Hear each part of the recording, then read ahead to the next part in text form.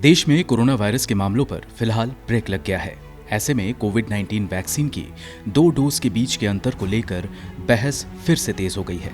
इस बीच सरकार के सलाहकार पैनल के 3 सदस्यों ने न्यूज एजेंसी रॉयटर को बताया कि भारत सरकार ने वैज्ञानिक समूह की सहमति के बिना ऑक्सफोर्ड एस्ट्राजेनेका वैक्सीन की 2 खुराक के बीच के अंतर को दुगना कर दिया था। बता दें कि मई में कोरोना वायरस के मामले तेजी से बढ़ रहे थे और कई वैक्सीन सेंटर में खुराक की किल्लत हो गई थी। इसके बाद 13 मई को स्वास्थ्य मंत्रालय ने कोविशील्ड की दोनों डोज के बीच का गैप 6 से 8 सप्ताह से बढ़ाकर 12 से 16 सप्ताह कर दिया था। सरकार ने तर्क दिया था कि कोविशील्ड के दोनों डोज के बीच का गैप बढ़ाने की सिफारिश राष्ट्रीय तकनीकी सलाहकार समूह टीकाकरण द्वारा की गई थी, जो मुख्य रूप से ब्रिटेन से रियल लाइफ सबूतों के आधार पर थी।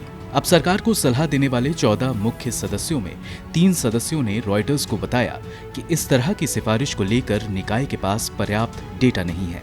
राज्य द्वारा संचालित नेशनल इंस्टीट्यूट ऑफ एपिडेमियोलॉजी के पूर्व निदेशक MD गुप्ते ने कहा कि NTAGI ने खुराक के बीच गैप को 8 से 12 सप्ताह तक बढ़ाने का समर्थन किया था। ये विश्व स्वास्थ्य संगठन की सलाह थी, लेकिन समूह के पास 12 सप्ताह से अधिक के अंतराल के प्रभावों के संबंध में कोई डेटा नहीं था। उन्होंने कहा, 8 से 12 सप्ताह कुछ ऐसा है जिसे हम सभी स्वीकार करते हैं। 12 से 16 सप्ताह जिसे सरकार लेकर आई है, ये ठीक हो सकता है, नहीं भी हो सकता है। हमें इसके बारे में कोई जानकारी नहीं है। NTAGI के सहयोगी मैथ्यू वर्गिस ने भी कहा कि समूह की सिफारिश केवल 8 से 12 सप्ताह के लिए थी।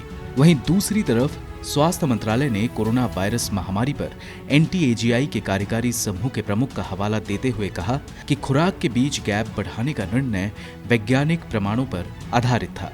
मंत्रालय ने ट्विटर पर कहा कि NTAGI के सदस्यों के बीच कोई असहमति जैसी बात नहीं थी। 13 मई को मंत्रालय के बयान में कहा गया है कि उसने NTAGI के कोविड वर्किंग ग्रुप से 12 से 16 सप्ताह की सिफारिश को स्वीकार कर लिया था, क्योंकि मुख्य रूप से सरकारी अधिकारियों के एक समूह ने वैक्सीन प्रशासन के साथ काम किया था, जिसे NEGVAC कहा जाता है। सरकारी स्वास्थ्य अधिकारियों ने 15 मई को एक संवाददाता सम्मेलन में बताया कि टीके की कमी को दूर करने के लिए ये अंतर नहीं बढ़ाया गया था, बल्कि ये एक वैज्ञानिक निर्णय था। वहीं कोविड वर्किंग ग्रुप के सदस्य JP मुल्याल ने कहा कि NTAGI के भीतर टीके की खुराक के अंतराल को बढ़ाने पर चर्चा हुई थी, लेकिन निकाय ने 12 से 16 सप्ताह की सिफारिश नहीं की थी। टिप्पणियों पर प्रतिक्रिया व्यक्त करते हुए NTAGI ने कहा कि कोविशील्ड खुराक के बीच अंतर बढ़ाने का निर्णय वैज्ञानिक साक्ष्य पर पारदर्शी तरीके से लिया गया था। इसने इस बात से भी इनकार किया कि निर्णय को लेकर NTAGI के सदस्यों के बीच असहमति थी।